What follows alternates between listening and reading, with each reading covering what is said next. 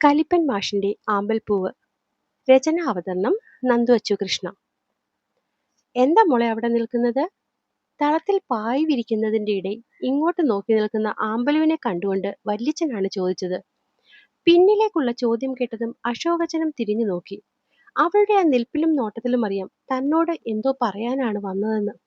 സാധാരണ അമ്മ വഴിയാണ് കാര്യങ്ങൾ എത്താറ്. ഇതിപ്പോ പെണ്ണുങ്ങളെല്ലാം കൂടിയിരുന്ന് വർത്തമാനമാകും. അതാകും ഇങ്ങോട്ട് വന്നത്. അപ്പൊ പറയാനുള്ള കാര്യം അത്രയ്ക്കും അത്യാവശ്യമായിരിക്കും. എന്താ ആമ്പലു? തലയണ എടുത്ത് തന്നെ ഇട്ടുകൊണ്ട് അദ്ദേഹം അവൾക്കരിയിലേക്ക് ചെന്നു. നമ്മൾ നാളെ പോകുമോ അച്ഛാ? ഇപ്പൊ കൂടി ചേട്ടൻ 2 ദിവസം നിന്നിട്ട് പോയാൽ മതി എന്ന് നിർബന്ധം പറഞ്ഞങ്ങോട്ട് കഴിഞ്ഞില്ല. പറ്റില്ലെന്നും അവിടെ ജോലി തിരക്കുണ്ട്, മോളുടെ പഠിത്തം പ്രശ്നമാകും എന്നൊക്കെ പറഞ്ഞു നോക്കിയെങ്കിലും 1-2 ദിവസത്തെ ക്ലാസ് പോയാൽ അതവള് പഠിച്ചെടുത്തോളും എന്നൊക്കെ പറഞ്ഞ് ചേട്ടൻ തന്റെ വായടപ്പിച്ചു മാറിയതേയുള്ളൂ. വലിയ സ്നേഹമാണ് ആൾക്ക്. അതുകൊണ്ട് തന്നെ മറുത്തു പറയാൻ വയ്യ. എങ്കിലും പറഞ്ഞു നോക്കിയതാണ്. പുള്ളിയുടെയും ചേട്ടത്തിയുടെയും നിർബന്ധം വല്ലാതെ കൂടിയപ്പോൾ മഞ്ജുവും പോകണ്ടെന്നുള്ള അഭിപ്രായത്തിലാണ്. എന്താടാ മോള് ചോദിക്കുന്നത്? ഇത്രയും അടുത്തു നിന്നിട്ട് ഞാൻ കേട്ടില്ലല്ലോ. അനിയന് പായ് വിരിച്ചു കൊടുത്തിട്ട് അടുത്തേക്കെത്തി ഏട്ടൻ ചോദിച്ചതും ആളോട് എന്ത് മറുപടി പറയണം എന്നറിയാതെ അശോകച്ചൻ വല്ലാത്തൊരു ആശയക്കുഴപ്പത്തിലായി. അതെന്താടാ, എന്നോട് പറയാൻ പറ്റാത്തത് വല്ലതുമാണോ മോള് നിന്നോട് പറഞ്ഞത്? താൻ ചോദിച്ചിട്ടും മറുപടി പറയാതെ നിൽക്കുന്ന അനിയനെ നോക്കി അദ്ദേഹം നെറ്റി അല്പം താഴ്ത്തി. അങ്ങനെയൊന്നുമില്ല ചേട്ടാ, മോള് നാളെ പോകുമോ ഇല്ലയോ എന്ന് തിരക്കിയതാണ്. അതെന്താടി കൊച്ചുവെണ്ണേ, നിനക്ക് വന്നപ്പോൾ തന്നെ പോകാൻ ധൃതിയായോ? അവളുടെ തലയിൽ ഒന്ന് കുലുക്കി വല്യച്ഛൻ ചിരിച്ചുകൊണ്ട് ചോദിച്ചതും ചെറിയൊരു പുഞ്ചിരി മാത്രമായിരുന്നു അവളുടെ മറുപടി. എന്തായാലും നീ വന്നതല്ലേ മോളെ, 2 ദിവസം കഴിഞ്ഞ് പോയാൽ പോരെ നിനക്ക്? അല്ലെങ്കിൽ തന്നെ നിന്റെ അച്ഛൻ ഇങ്ങോട്ട് വരാൻ വലിയ മടിയാ. ഇതിപ്പോ വന്ന സ്ഥിതിക്ക് 2 ദിവസം കഴിയാതെ ഞാൻ എന്റെ അനിയനെ വിടില്ല. അത്രയും സ്നേഹത്തോടെ തന്റെ തോളിൽ തട്ടി പറയുന്ന ചേട്ടനെ നോക്കി മറുപടിയൊന്നുമില്ലാതെ അശോകനും വെറും പുഞ്ചിരിയോടെയാണ് നിന്നത്. ഇവിടെ ഇപ്പോൾ എല്ലാരും വന്നല്ലോ, മോൾക്കിനി ബോറടിക്കൊന്നുമില്ല. വേണമെങ്കിൽ വിദ്യയോട് 2 ദിവസം ക്ലാസ്സിന് പോകണ്ട എന്ന് പറയാം. എന്തേ? വല്യച്ഛൻ ചോദിക്കുന്നതിന് മറുപടി ഒന്നും പറയാൻ കഴിയാതെ അവൾ സമ്മതം പോലെ തലയാട്ടി. കണ്ടോ, ഇത്രയുള്ളായിരുന്നു കാര്യം. ഇതിനാ നീ ചുമ്മാ കിടന്ന്? അനിയന്റെ തോളിൽ കളിയായി തല്ലി ചേട്ടൻ തന്റെ സ്നേഹം കാണിച്ചു. അദ്ദേഹത്തിന്റെ പുഞ്ചിരിയിൽ തിരിച്ചു ചിരിക്കുമ്പോഴും മകളുടെ മുഖമായിരുന്നു അശോകന്റെ മനസ്സിൽ. എന്തോ കാര്യമായ കാര്യമുണ്ടായിട്ടാവും മോള് മഞ്ജുവിനെ കാണാഞ്ഞപ്പോൾ തന്നെ തിരക്കി വന്നത്. ഇതിപ്പോൾ ചേട്ടൻ കയറി ഇങ്ങനെ പറഞ്ഞുകൊണ്ട് ഇനി പോയി ചോദിച്ചാലും പറയാൻ വഴിയില്ല. വല്ലാത്തൊരു അസ്വസ്ഥതയോടെ മനസ്സുമടുത്തെങ്കിലും താൻ 2 ദിവസം ഇവിടെ കാണും എന്നുള്ള സന്തോഷത്തിൽ വാചാലനാവുന്ന ചേട്ടന്റെ സന്തോഷത്തെ തന്റെ മുഖത്തെ നേരിയ ഇടർച്ച കൊണ്ട് പോലും നശിപ്പിക്കാൻ അദ്ദേഹത്തിന് തോന്നിയില്ല. അച്ഛൻ അടുക്കൽ നിന്നും പോയതും അവൾ നേരെ ഉമ്മറത്താണ് പോയിരുന്നത്. ഉരുളൻ തൂണിൽ ഒന്നിൽ ചാരിയിരിക്കുമ്പോൾ അവളുടെ മനസ്സിലാകെ കുറച്ചു മുന്നേ തന്നെ വെറുപ്പോടെ നോക്കിയ സ്മിതയുടെ മുഖമായിരുന്നു. ആ നേരമാണ് വിഷ്ണുവും വിനോദും തിരിച്ചു വരുന്നത്. അകത്തേക്ക് കയറുമ്പോഴേ കണ്ടിരുന്നു ഒറ്റയ്ക്കിരിക്കുന്ന അനിയത്തിയെ. ദീർഘനിശ്വാസത്തോടെ വിനോദ് ചേട്ടനെ നോക്കി. ആ പെണ്ണ് ശരിക്കും തട്ടി തീർത്തു അല്ലേടാ? സ്മിതയെ മനസ്സിൽ ഓർത്തുകൊണ്ട് വിഷ്ണു വിനോദിനോട് ചോദിച്ചു. തീർത്തോന്നോ? ഏട്ടൻ ആ സമയം വേണമായിരുന്നു അവിടെ. എന്നിട്ട് നീയൊക്കെ കേട്ടുകൊണ്ടിരുന്നോ? നല്ല മറുപടി ഞാൻ കൊടുത്തേനെ ഏട്ടാ. അവളുടെ ഭാഗ്യം പോലെ ചെറിയച്ഛൻ കയറി വന്നു. അല്ലെങ്കിൽ ഇന്നാ പൊന്നുമോള് എന്റെ കയ്യിൽ നിന്ന് വാങ്ങിക്കൂട്ടിയനെ. ഒന്നാമത് ചെറിയച്ഛൻ വന്നപ്പോൾ മുതൽ അച്ഛൻ ഭയങ്കര ഹാപ്പിയാ. കഴിഞ്ഞ വട്ടവും ഈ വേട്ടാവളിയത്തി കാരണമാണോ ചെറിയച്ഛൻ വരാതെ ആയത്? അതിനുശേഷം ഇപ്പോഴല്ലേ 1 ദിവസം തങ്ങുന്നത് തന്നെ. അതുകൊണ്ട് തന്നെ അച്ഛൻ ചെറിയച്ഛനെ പൊതിഞ്ഞു പിടിച്ചോണ്ടാ നടക്കുന്നത്. അവന് ബുദ്ധിമുട്ടാവുന്ന ഒന്നും ഇവിടെ ഉണ്ടാവരുതെന്ന് ഇതിനോടകം തന്നെ എത്ര വട്ടം പറഞ്ഞു കഴിഞ്ഞെന്നോ. അതൊക്കെ മനസ്സിലുള്ളത് കൊണ്ട് മാത്രമാണ് ആ നല്ല മോളോട് ഞാൻ സംസാരിക്കാൻ നിൽക്കാഞ്ഞ്. നാളെ എന്തായാലും അച്ഛൻ പുറത്തു പോകുമല്ലോ, അപ്പോ അവളെ ഞാൻ വിശദമായി ഒന്ന് കാണുന്നുണ്ട്. ഇനി ഇപ്പോൾ ഇന്നത്തെ പ്രശ്നത്തിന്റെ പേരിൽ ഇവര് വെളുപ്പിനെ തന്നെ പോകുമോടാ?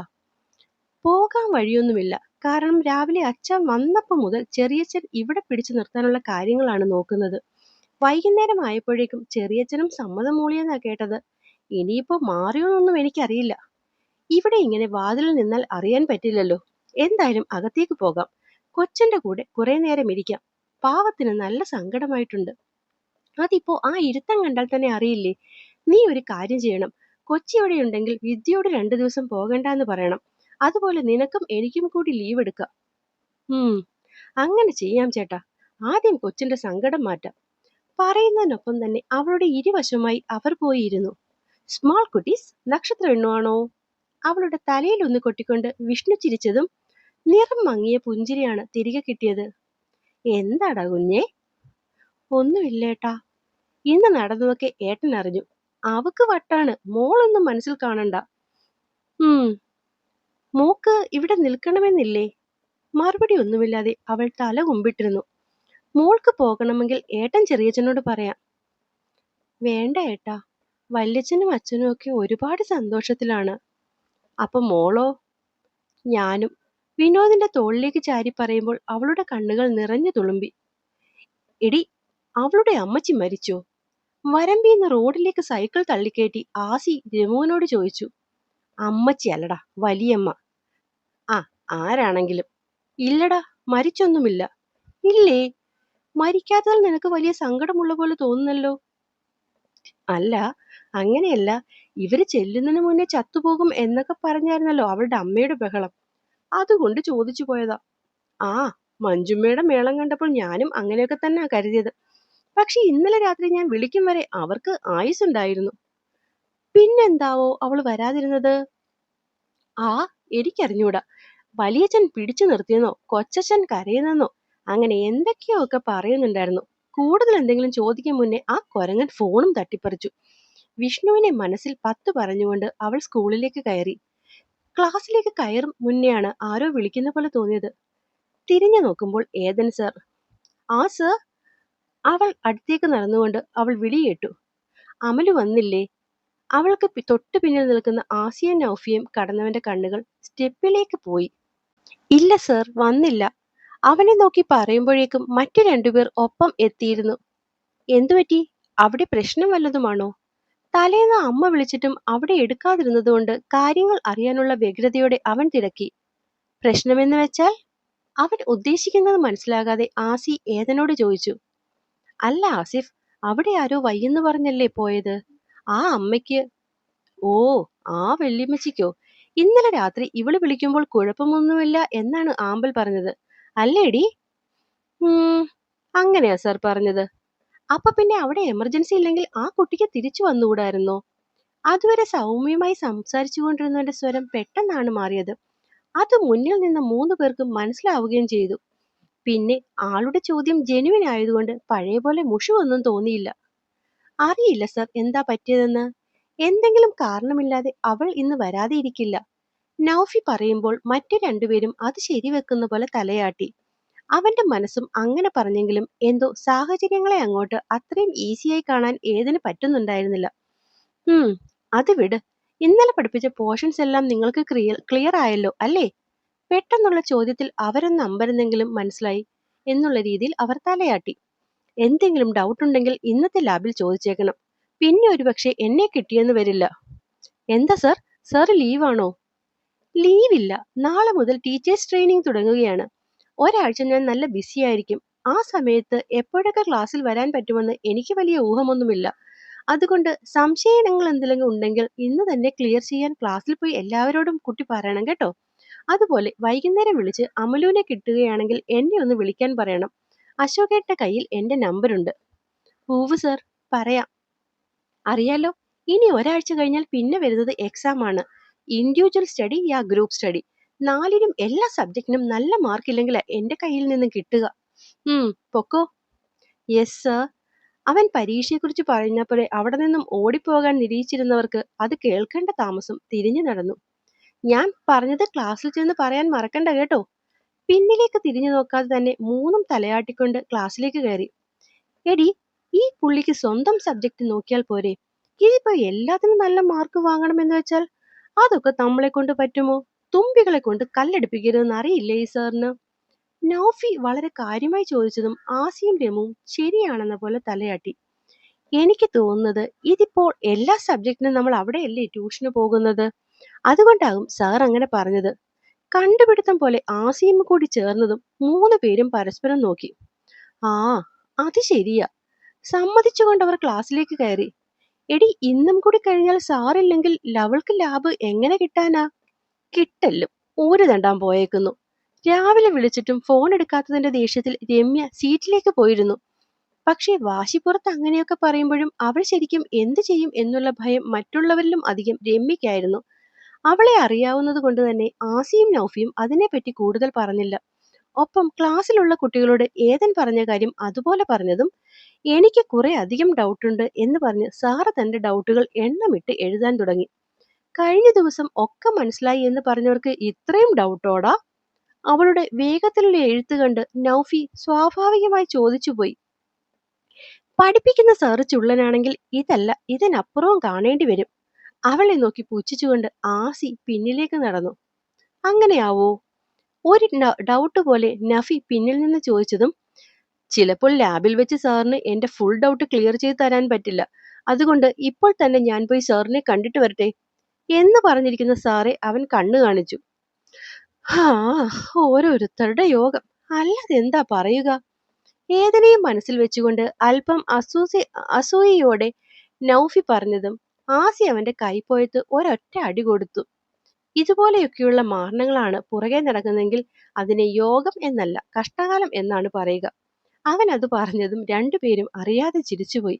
ഇതേ സമയം രാവിലെ അമ്മയ്ക്കും വല്യമ്മയ്ക്കും ഒപ്പം അടുക്കളയിലായിരുന്നു ആമ്പലു. മോൾ എന്തിനാ ഇവിടെ കിടന്ന് കറങ്ങുന്നത്? പുറത്തു വെക്കോ, ഇവിടെ മോൾക്ക് ചെയ്യേണ്ട ജോലിയൊന്നുമില്ല. അടുക്കളയിൽ എടുത്ത പാത്രങ്ങൾ കഴുകാൻ തുടങ്ങിയവളുടെ കയ്യിൽ നിന്നും അതെല്ലാം വാങ്ങി തിരിച്ചു വെച്ച് വല്യമ്മ ആ മുഖത്ത് കൈ ചേർത്തു. കുഴപ്പമില്ല വല്യമ്മേ, ഇത് ഞാൻ ചെയ്തോളാം. അത്രയും മെല്ലെ മൃദുവായി പറയുന്നവളോട് അവർക്ക് വല്ലാത്ത വാത്സല്യം തോന്നി. ആ പാത്രം അവൾ കഴുകും ചേച്ചി. വീട്ടിലാണെങ്കിലും അടുക്കളക്കാര്യത്തിൽ അത്യാവശ്യം എന്നെ സഹായിക്കാറുണ്ട് അവൾ. അത് നിങ്ങളുടെ വീട്ടിലല്ലേ, അവിടെ എന്താന്ന് വെച്ചാൽ ആയിക്കോ. ഇവിടെ എന്റെ കുഞ്ഞ് ഒന്നും ചെയ്യണ്ട. അവളെ അതീവ സ്നേഹത്തോടെ ചേർത്ത് പിടിച്ച് സുമ പറയുമ്പോൾ അത് നോക്കി ചിരിച്ച് മഞ്ജു പരിപ്പിന് താളിക്കാനുള്ള കുഞ്ഞുള്ളി ബാക്കി കൂടി അരിയാൻ തുടങ്ങി. അപ്പോഴാണ് സ്മിത അടുക്കളയിലേക്ക് വരുന്നത്. വന്നു കയറുമ്പോഴേ കാണുന്ന കാഴ്ച സുമ ആമ്പലൂനെ ചേർത്ത് പിടിച്ച് പുന്നാരിക്കുന്നതാണ്. അവൾക്ക് എവിടെ നിന്നില്ലാത്ത ദേഷ്യം അവളുടെ പെരുവിരലിൽ നിന്നും പാഞ്ഞു കയറി. രാവിലെ തുടങ്ങി. പിറുപിറുത്തും കണ്ടവൾ അകത്തേക്ക് കയറിയത് കാണുന്നത് സുമ അപ്പോഴാണ് കണ്ടത്. അമ്മായി, കഴിക്കാൻ എന്താ? അടച്ചു വെച്ചിരിക്കുന്ന കാസറോൾ തുറന്നുകൊണ്ടവൾ ചോദിച്ചതും ചുവരിലെ ക്ലോക്കിലേക്കാണ് സുമയുടെ കണ്ണ് നീണ്ടത്. മണി 11:15 കഴിഞ്ഞിരിക്കുന്നു. ഇപ്പോഴാണ് ഉറക്കം എഴുന്നേറ്റ് വരുന്നത്. ഇഡലിയേ ഉള്ളൂ, അത് തണുത്തുപോയല്ലോ. കയ്യിലിരിക്കുന്ന ഇഡലി തൊട്ടു നോക്കി ഇഷ്ടപ്പെടാത്ത പോലെ അവൾ അത് കാസറോളിൽ തന്നെ ഇട്ടു. രാവിലെ ഉണ്ടാക്കുന്ന സാധനമല്ലേ സ്മിതേ, ആ പാത്രത്തിൽ ചൂട് നിർത്താൻ ഒരു പരിധിയൊക്കെ ഇല്ലേ? അവളുടെ ചോദ്യം ഭാവം ഇഷ്ടപ്പെട്ടില്ലെങ്കിലും മുഷിഞ്ഞൊന്നും സംസാരിക്കാൻ ശ്രമിക്കാതെ സുമ മറുപടി കൊടുത്തു. ചൂടില്ലാത്ത ഇഡലി എനിക്ക് വേണ്ട. എങ്കിൽ ദോശമാവ് അരച്ചത് ഫ്രിഡ്ജിലുണ്ട്. നീ ചൂടോടെ 2 ദോശ ചുട്ടു കഴിച്ചോ. ഞാൻ ഉണ്ടാക്കാനോ? ഇവളിവിടെ വെറുതെ നിൽക്കുവല്ലേ. എടി, നീ എനിക്ക് 3 ദോശ വേഗം ഉണ്ടാക്കിക്കേ, വിശന്നിട്ട് വയ്യ. സുമയ്ക്കൊപ്പം നിൽക്കുന്നവളോട് ദേഷ്യത്തോടെ ചീറുമ്പോൾ അതൊട്ടും ഇഷ്ടപ്പെടാത്ത പോലെ മഞ്ജുവും സുമയും അവളെ നോക്കി. നിനക്ക് വിശക്കുന്നെങ്കിൽ നീ ഉണ്ടാക്കി കഴിക്കണം, അല്ലാതെ നിന്റെ ജോലി ചെയ്യാനല്ല അവൾ. സുമ അവൾക്ക് മറുപടി കൊടുക്കുന്നതിന് മുന്നേ വിഷ്ണുവിന്റെ ശബ്ദം അടുക്കളയിൽ കേട്ടു. വിഷ്ണുവിനെ സ്മിതയ്ക്ക് നല്ല ഭയമാണ്. സാധാരണ ദിവസങ്ങളിൽ ഈ നേരം അവൻ ജോലിക്ക് പോയിട്ടുണ്ടാകും. വിനോദും അങ്ങനെ തന്നെ. ആ ഒരു ധൈര്യത്തിലാണ് അപ്പോഴത്തെ ദേഷ്യത്തിൽ അങ്ങനെയൊക്കെ കയറി പറഞ്ഞത്. പക്ഷെ ഇതിപ്പോ എന്തടി, ചോദിച്ചത് കേട്ടില്ലേ? നിനക്ക് വേണ്ടി ജോലി ചെയ്യാൻ ആണോ അവള് നിൽക്കുന്നതെന്ന്. അകത്ത് കയറി ആമ്പലൂനെ തോളിലൂടെ ചേർത്ത് പിടിച്ച് അവൻ പിന്നെയും ചോദിച്ചതും പെണ്ണിന്റെ ഉമിനീർ ഇറങ്ങി. ബാക്കിയുള്ളവരൊക്കെ ഉച്ചയ്ക്ക് കഴിക്കാൻ പോകുന്ന നേരത്തെ കയറി വന്നതും പോരാ അവളുടെ ഒരു ഭരണം. എന്താ മോനെ, എന്താ പ്രശ്നം? വിഷ്ണുവിന്റെ സംസാരം കേട്ട് അകത്തേക്ക് വന്ന സവിത എല്ലാവരോടും മാറി മാറി ചോദിച്ചു. പ്രശ്നം എന്താണെന്ന് മുന്നേ നിൽക്കുന്ന മോളോട് ചോദിച്ചാൽ മതി അച്ഛൻ പെങ്ങൾ. അവന്റെ മുറുകിയ മുഖം കണ്ടതും സവിത സ്മിതയെ നോക്കി. മുഖം താഴ്ത്തി നിൽക്കുന്നത് കാണുമ്പോഴേ അറിയാം ചെറുതൊന്നുമായിരിക്കില്ല ഒപ്പിച്ചതെന്ന്. അച്ഛൻ പെങ്ങളോടാണ്. ആവശ്യമില്ലാതെ ചിലരൊക്കെ ഉണ്ടാക്കിയ ഒരു പ്രശ്നത്തിന്റെ പേരിൽ ഇവിടെ നിന്നും ഇറങ്ങിപ്പോയ ചെറിയച്ഛൻ പിന്നെ വരുന്നത് ഇപ്പോഴാണ്. ഇനിയും അതുപോലെന്തെങ്കിലും ആവർത്തിക്കാനാണ് ഭാവമെങ്കിൽ എനിക്ക് ഈ കാണുന്ന ചിരിച്ച മുഖം മാത്രമല്ലെന്നറിയാമല്ലോ. കുടുംബത്തിലുള്ളവരോട് അത് തന്നെ എടുപ്പിക്കാൻ ആരും എന്നെ നിർബന്ധിക്കരുത്, കേട്ടല്ലോ. ബാ മോളെ, കുഞ്ഞ് അടുക്കളയിലൊന്നും നിൽക്കണ്ട കേട്ടോ. ആമ്പലിന്റെ തോളിൽ പിടിച്ചുകൊണ്ട് വിഷ്ണു പുറത്തേക്ക് ഇറങ്ങുന്നതിന് മുന്നേ സ്മിതയെ നോക്കി ദഹിപ്പിക്കാൻ മറന്നില്ല. അതേസമയം ആമ്പല് കാരണം പിന്നെയും എല്ലാവരുടെയും മുന്നിൽ നാണം കെട്ടതിന്റെ ദേഷ്യമടക്കാൻ ശ്രമിക്കുകയായിരുന്നു സ്മിത. അവൾ പറയുന്ന കേട്ടിട്ട് ഏട്ടന്റെ മോൾക്ക് സങ്കടമായി അല്ലേ? പുറത്തെത്തി വരാന്തയിൽ ഇരുത്തിക്കൊണ്ട് വിഷ്ണു ചോദിച്ചതും ഇല്ലെന്ന രീതിയിൽ അവൾ മെല്ലെ തലയാട്ടി. പക്ഷേ ഈ മുഖം കണ്ടിട്ട് ഏട്ടന് മോൾക്ക് സങ്കടമായി എന്നാണല്ലോ തോന്നുന്നത്. ഇല്ല ഏട്ടാ. വാടിയ പുഞ്ചിരിയോടെ അവള് വിഷ്ണുവിന്റെ മുഖത്തേക്ക് നോക്കി. അപ്പോ മോൾക്ക് ആ ചീവീട് പറഞ്ഞത് കേട്ട് ഒട്ടും സങ്കടമായില്ല? ഹും. അവൾ തല വെട്ടിച്ചു. അങ്ങനെയാണെങ്കിൽ ഇത് ഞങ്ങളുടെ ആമ്പലും അല്ലല്ലോ. ഞങ്ങളുടെ പെങ്ങളൂട്ടി എവിടെ? അവളിൽ നിന്നും ഇച്ചിരി മാറി കണ്ണുകൾ കൂർപ്പിച്ചുകൊണ്ട് വിഷ്ണു ചോദിച്ചതും അവളിൽ വല്ലാത്തൊരു പരിഭ്രമം പടർന്നു. ഞങ്ങളുടെ അനിയത്തിക്കുട്ടിക്ക് ആരെങ്കിലും ഒന്ന് നോക്കിയാൽ തന്നെ സങ്കടം വരും. അപ്പോൾ നിനക്ക് സങ്കടം വന്നില്ലെന്ന് പറഞ്ഞാൽ നീ ഞങ്ങളുടെ ആമ്പലൂട്ടി അല്ല എന്നല്ലേ അതിനർത്ഥം? വിഷമിച്ചുകൊണ്ട് തന്നെ നോക്കുന്നവളെ കൂടുതൽ വിഷമിപ്പിക്കാതെ അവൻ തോളോട് ചേർത്ത് പിടിച്ച് ആ നെറുകയിൽ ഒന്ന് ചുംബിച്ചു. ചിരിച്ചുകൊണ്ട് പറയുന്നവനെ കേൾക്കെ അവളും അറിയാതെ ചിരിച്ചുപോയി. ഹാ, ഇങ്ങനെ ഇങ്ങനെ സന്തോഷത്തോടെ വേണം മോളിരിക്കാൻ. നമ്മുടെ സന്തോഷം ഇഷ്ടമില്ലാത്ത ഒരുപാട് പേര് കാണും. അവരൊക്കെ ആഗ്രഹിക്കുന്നതേ നമ്മൾ കരഞ്ഞു കാണാനാ. അങ്ങനെയുള്ളപ്പോൾ നമ്മൾ എന്തു വേണം? വിഷ്ണു അവളുടെ കണ്ണിലേക്ക് നോക്കി ചോദിച്ചതും അവളുടെ നോട്ടം അവന്റെ മുഖത്ത് മാത്രമായി. എന്ത് പ്രശ്നം വന്നാലും കരയുകയും വിഷമിക്കുകയും ചെയ്യരുത്. ഇനിയിപ്പോ ഒട്ടും സഹിക്കാൻ പറ്റില്ലെങ്കിൽ അവരെ കാണാതെ പോയിരുന്ന് കരഞ്ഞോണം. അല്ലാതെ അവരുടെ മുന്നിൽ വെച്ച് കരഞ്ഞ് അവരെ അങ്ങനെ സന്തോഷിപ്പിക്കാൻ സമ്മതിക്കല്ലോ. മനസ്സിലായോ? അവളുടെ തല ഒന്ന് കുലുക്കിക്കൊണ്ടവൻ ചോദിച്ചതും അതിനും ഒരു പുഞ്ചിരി മാത്രമായി മറുപടി. എന്റെ പൊന്നെ, ഈ ലോകത്ത് വേറെ ആരെയും നമുക്ക് ഉപദേശിച്ച് നന്നാക്കാൻ പറ്റും.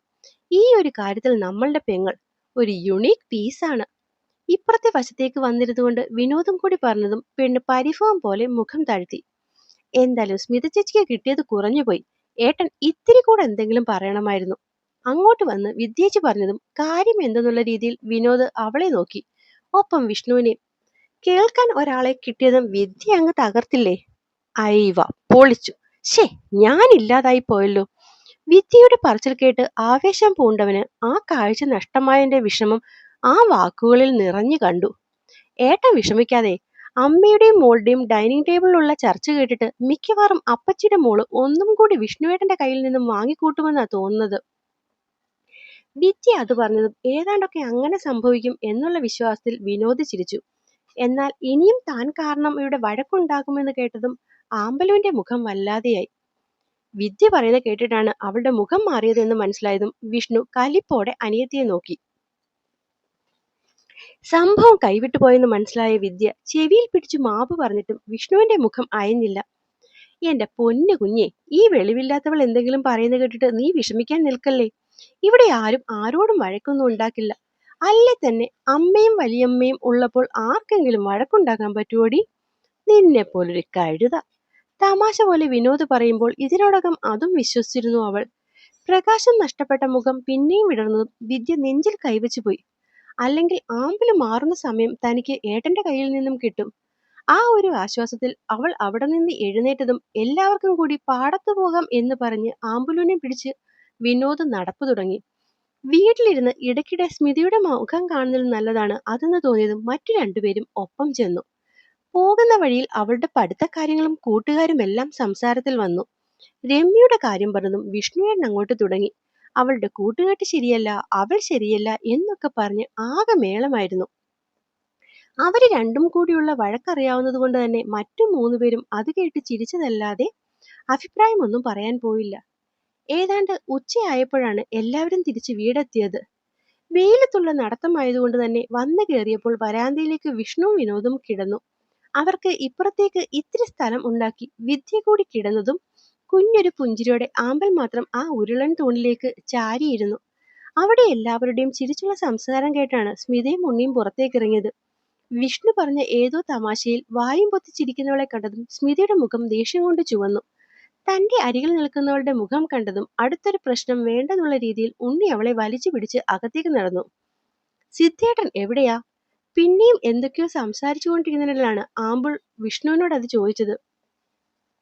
ഇവിടെ നിന്നാൽ ഞാൻ അവളോടുള്ള എന്റെ ഇഷ്ടം പറഞ്ഞു പോകും ഏട്ടാ. അങ്ങനെ ഉണ്ടാവാതിരിക്കാൻ ഞാൻ ഇവിടെ നിന്നും മാറി നിൽക്കുന്നതാണ് ശരി എന്ന് പറഞ്ഞ് വെളുപ്പിനെ തന്റെ ഏതോ ഫ്രണ്ടിന്റെ അടുക്കിലേക്ക് പോയവന്റെ മുഖം പെട്ടെന്നാണ് വിഷ്ണുവിന്റെ മനസ്സിലേക്ക് എത്തിയത്. അത് പിന്നെ അവന്റെ ബാംഗ്ലൂരിലുള്ള ഏതോ ഫ്രണ്ടിന് ആക്സിഡന്റ്. അതുകൊണ്ട് വെളുപ്പിന് തന്നെ ആശാൻ അങ്ങോട്ട് വിട്ടു. നിങ്ങളെല്ലാം ഉറക്കമായതുകൊണ്ടാവും പറയാതെ പോയത്. മുഖത്തുണ്ടാവുന്ന ഭാവങ്ങളെ മറ്റെല്ലാവരിൽ നിന്നും മറയ്ക്കാൻ ശ്രമിച്ചെങ്കിലും വിനോദ് അതെല്ലാം കൃത്യമായി കണ്ടു. അവള് ഒറ്റ ഒരുത്തി കാരണമാണ് എന്റെ അനിയൻ ഇന്നലെ എന്നോട് അത്രയും ദേഷ്യപ്പെട്ടതും ഇന്നിപ്പോൾ ഇത്രയും വിഷമിച്ചിവിടെ നിന്നും ഇറങ്ങിപ്പോയതും. പക്ഷെ അതൊന്നും ഇവിടെയുള്ളവർക്ക് പ്രശ്നമല്ലല്ലോ. ആമ്പൽ കരഞ്ഞോ, ആമ്പൽ ചിരിച്ചോ, ഇതൊക്കെയല്ലേ ഇവിടെയുള്ളവർക്കെല്ലാം വലിയ കാര്യം. എന്തിന്? നമ്മുടെ കുഞ്ഞിനെ ഒന്ന് എടുക്കാൻ പോലും ഇവിടെ ആരുമില്ല. സത്യം പറയാലോ ഉണ്ണിയേട്ടാ, അവളെ കാണുമ്പോൾ എനിക്കുണ്ടാവുന്ന ദേഷ്യത്തിന് ചിലപ്പോ ഞാൻ അവളെ കൊന്നേക്കും. മുറിയിലെത്തിയതും ഉറഞ്ഞു തുള്ളി തുടങ്ങിയ സ്മിത ഉണ്ണി പരമാവധി അടക്കി നിർത്താൻ നോക്കിയെങ്കിലും കഴിഞ്ഞില്ല. കാരണം ഇനി എന്തേലും പ്രശ്നമുണ്ടായാൽ വിഷ്ണു അതിനെ എങ്ങനെയാവും ഡീല് ചെയ്യുക എന്ന് പറയാൻ പറ്റില്ല. താൻ ഇവിടെ നിൽക്കും വരെ അങ്ങനെയൊരു സാഹചര്യം പരമാവധി ഒഴിവാക്കേണ്ടത് തന്റെയും കൂടി ആവശ്യമാണ്. അതുകൊണ്ട് തന്നെ കഴിവതും സ്മിതയെ ഒന്ന് പുറത്താക്കാതെ ഉണ്ണിയും അവൾക്കൊപ്പം തന്നെ ഇരുന്നു. മറ്റുള്ളവർക്കും അതൊരു പരിധിവരെ ആശ്വാസമായിരുന്നു. വൈകുന്നേരം നാമം ചൊല്ലി തീർന്നപ്പോഴാണ് ചെറിയച്ഛൻ വിളിക്കുന്നു പറഞ്ഞ് വിദ്യേച്ചി പറഞ്ഞിട്ട് പോയത്.